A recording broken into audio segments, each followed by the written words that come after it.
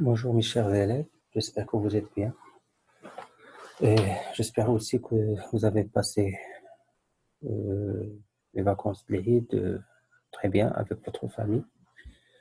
Aujourd'hui, on va parler de la résistance électrique et comme objectif, on a le rôle d'une résistance. Alors, c'est quoi le rôle d'une résistance dans un circuit électrique? C'est quoi le rôle des anneaux colorés qu'il comporte? Le troisième objectif, l'utilisation des résistances.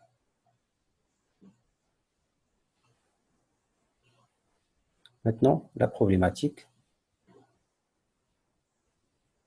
Les résistances sont utilisées dans les circuits électroniques, les appareils de chauffage, etc.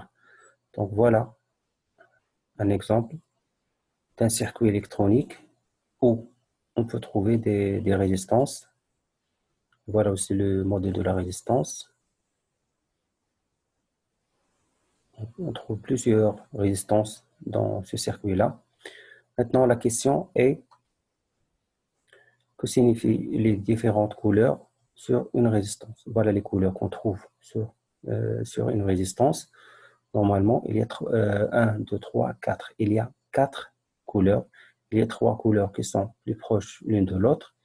Et la quatrième couleur, elle est éloignée des 3 autres couleurs. Grand 1, qu'est-ce qu'une résistance?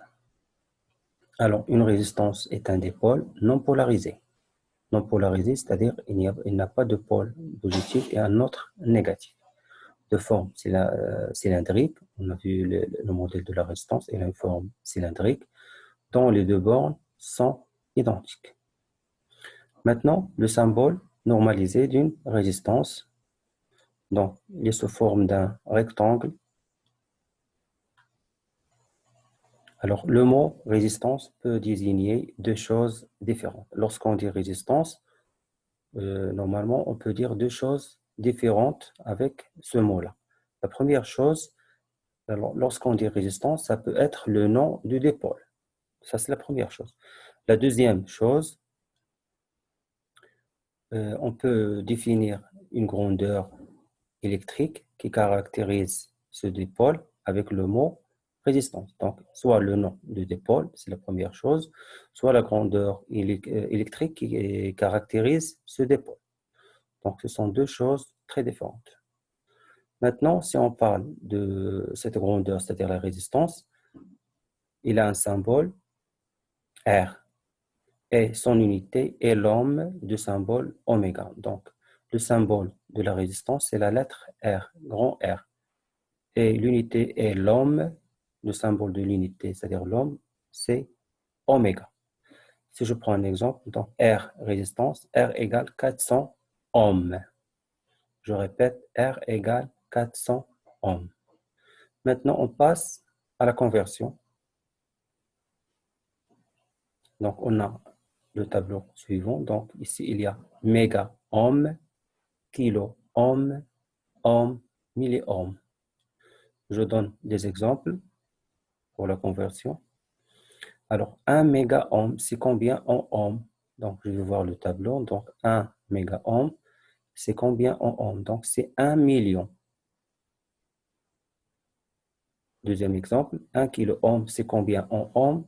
Donc, 1 kilo ohm, c'est combien en ohm? C'est 1000 ohms. Dernier exemple,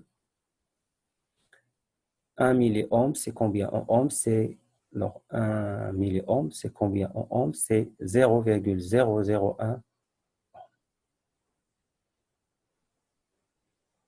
Maintenant, comment mesurer la valeur de la résistance? Normalement, il y a deux méthodes. La première méthode, en utilisant ce qu'on appelle l'ohmmètre. Parce que bon, à la leçon précédente, on a parlé comment mesurer la tension et l'intensité. On a utilisé ce qu'on appelle soit le voltmètre, soit l'ampèremètre.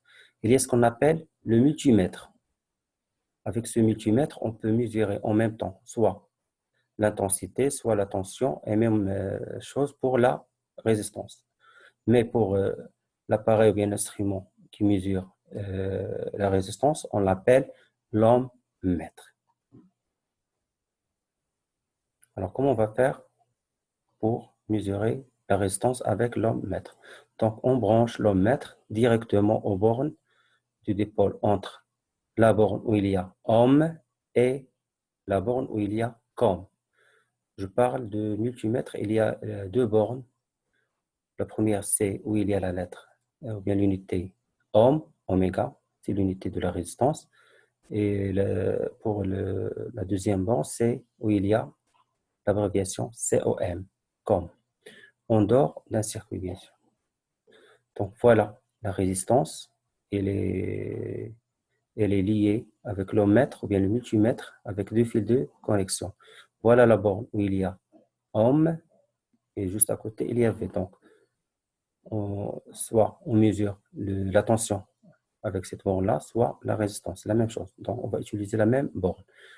Ici, c'est la borne où il y a COM, com. Et on va parler aussi, pour mesurer la résistance, on doit parler des calibres. Donc, voilà la zone qui est en verte. C'est la zone où il y a les calibres de la résistance. Donc, on commence toujours par le grand calibre. 2 mégaohms, 200 kilo-ohms, 20 kilo-ohms, 2 kilo-ohms et 200 ohms.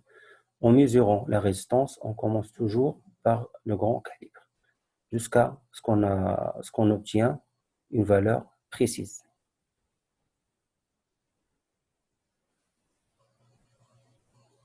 Donc, on va voir tous ensemble une vidéo qui présente la méthode pour mesurer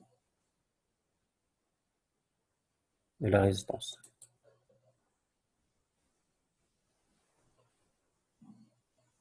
Pardon. Donc, la mesure à l'aide du multimètre sur la fonction ohm mètre. D'abord, c'est le symbole de l'ohm mètre.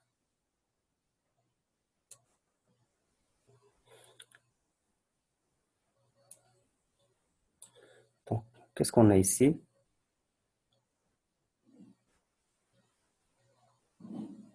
Donc, on a la résistance et l'ohm mètre.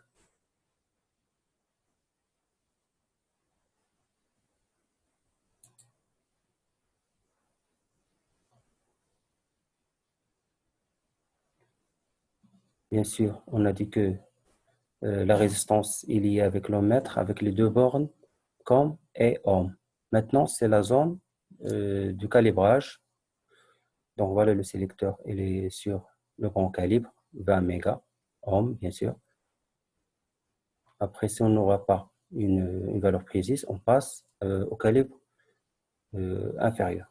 Maintenant, un petit rappel, M c'est méga, c'est 1 million ohms et 1000 ohms, c'est 1 sur 1000 ohms.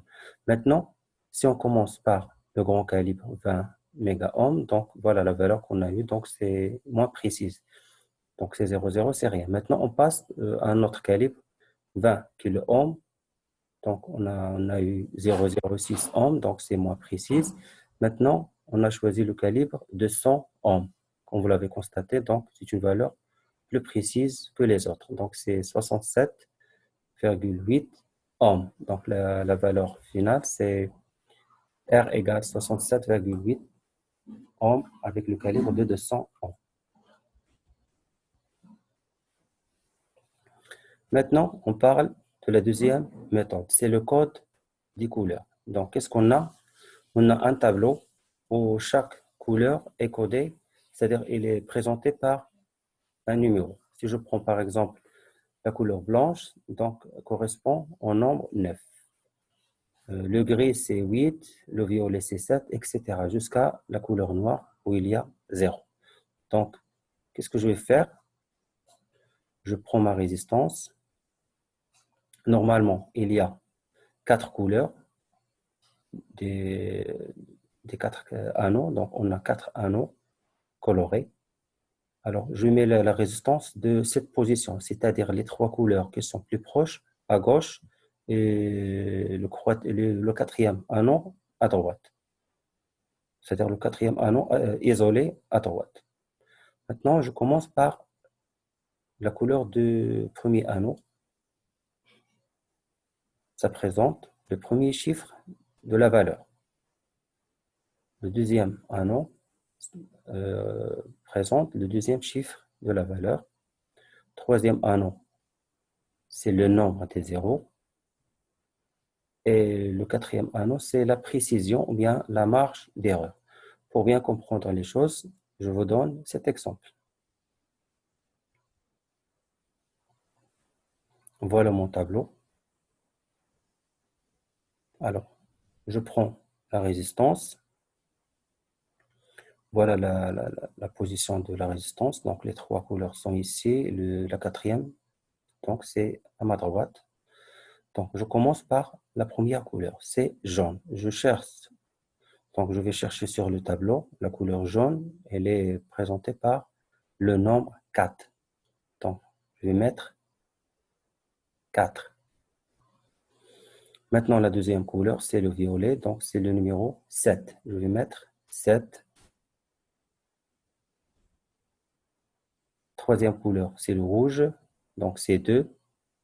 Normalement, le troisième anneau, bien la troisième couleur, ça présente le nombre des zéros. Lorsque je dis 2, c'est-à-dire je vais mettre 2 zéros. Nombre des zéros, c'est 2. Il reste la quatrième couleur, donc le vert, c'est 5. Je vais mettre la précision ou bien la marge d'erreur, donc c'est 5%. Plus, moins, 5%. Pourquoi je vais mettre plus, moins 5%? C'est-à-dire la valeur que je vais obtenir ici, donc elle n'est pas bien précise, donc elle n'est pas exacte. Donc il y a une marge d'erreur de 5%. Je vais vous donner la méthode pour calculer la marge d'erreur. Donc maintenant, quelle est la valeur de la résistance que j'ai? Je vais mettre R égale 4, 7. Le 2 ici, c'est le nombre des zéros. Donc, je vais mettre 2 zéros. Donc, 2 zéros. Alors, ça va donner 4700 ohms. Maintenant, il reste plus moins 5%. Donc, ce que je vais faire, je vais calculer les 5% de 4700. Je répète, je vais calculer les 5% des 4700 ohms que j'ai.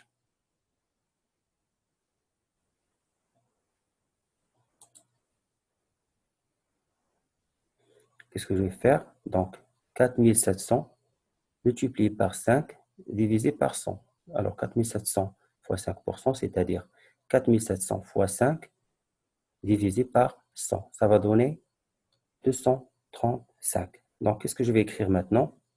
Qu'est-ce que je vais dire plutôt? Donc, que la valeur de la résistance que j'ai, elle est entre 4465. Comment j'ai eu 4465? J'ai fait la soustraction. 4700 moins, vous avez vu ici moins, donc je vais commencer par la soustraction.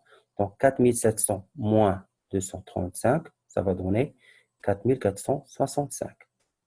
Ça, c'est la petite valeur. La grande valeur, c'est, je vais mettre l'addition.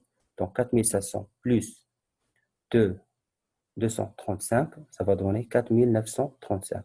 Alors à la fin, je peux dire que la résistance, elle est entre les deux valeurs suivantes, 4465 et 4935. Parce que normalement, la méthode du code des couleurs, c'est une méthode théorique.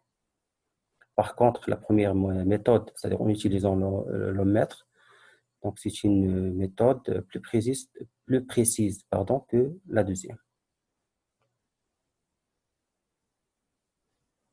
Maintenant, on passe à l'influence d'une résistance dans un circuit, c'est-à-dire l'influence de la résistance sur l'intensité.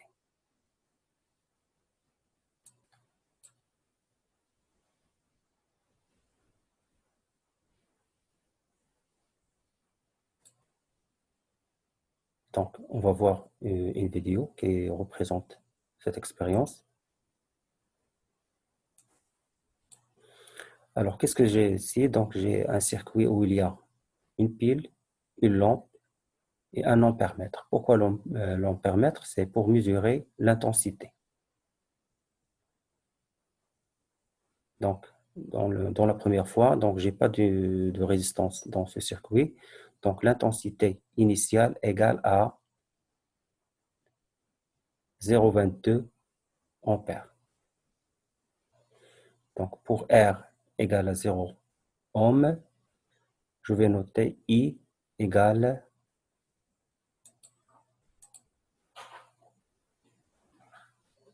0,22 ampères.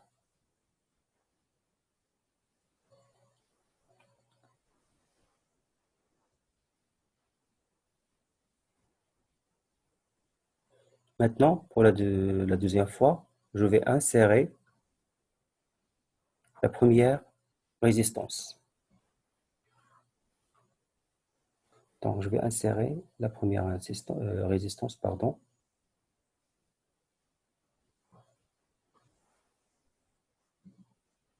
Alors, R pour R1 égale 18 ohms. Je vais voir comment il va devenir l'intensité. J'insère la résistance dans le circuit. Un petit rappel, lorsqu'on insère l'ampèremètre, c'est en série. Je répète, lorsqu'on insère l'ampèremètre, ça doit être en série. Maintenant, lorsqu'on a utilisé la première résistance, comme vous l'avez constaté, l'intensité a diminué. Donc, il est passé de 0,22 à 0,14 ampères. Donc, il a diminué. Lorsqu'on a changé lorsqu'on a utilisé la résistance, l'intensité a diminué, bien sûr, dans ce circuit-là. Maintenant, je vais mettre la deuxième résistance avec une valeur plus grande, bien sûr.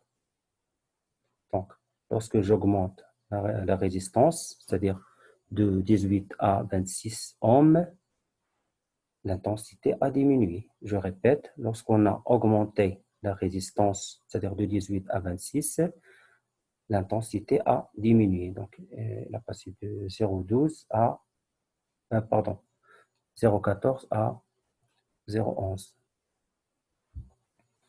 Maintenant, je vais mettre une troisième résistance avec une valeur plus grande, 216 ohms. Maintenant, l'intensité a changé. Là, il a beaucoup diminué, donc c'est 0,02 ampères. Donc, vous avez vu l'influence de la résistance sur l'intensité. Voilà la schématisation de cette expérience. Alors, le premier montage, c'est-à-dire on a utilisé une pile, l'ampèremètre en série bien sûr, et une lampe. Donc, l'intensité était 0,22 ampères, c'est-à-dire 220 milliampères. Lorsqu'on a ajouté la première résistance, c'était 18, pardon, moi j'ai dit que c'est 14, mais normalement c'était 18. Maintenant, l'intensité a changé à 140, c'est-à-dire il a diminué. Lorsqu'on a mis une autre résistance d'une valeur plus grande, 26 ohms au lieu de 18 ohms, donc l'intensité a aussi diminué. Donc, regardez la différence. Ici, on a 140. Ici, on a 110. Alors, conclusion, je peux dire que si la résistance augmente dans un circuit, l'intensité va diminuer. Conclusion, l'intensité du courant varie selon la résistance placée dans le circuit. Plus la résistance est grande, plus l'intensité est petite. Deuxième conclusion, lorsque la valeur de la résistance est grande, l'éclairage de la lampe diminue et vice-versa. C'est clair. Remarque,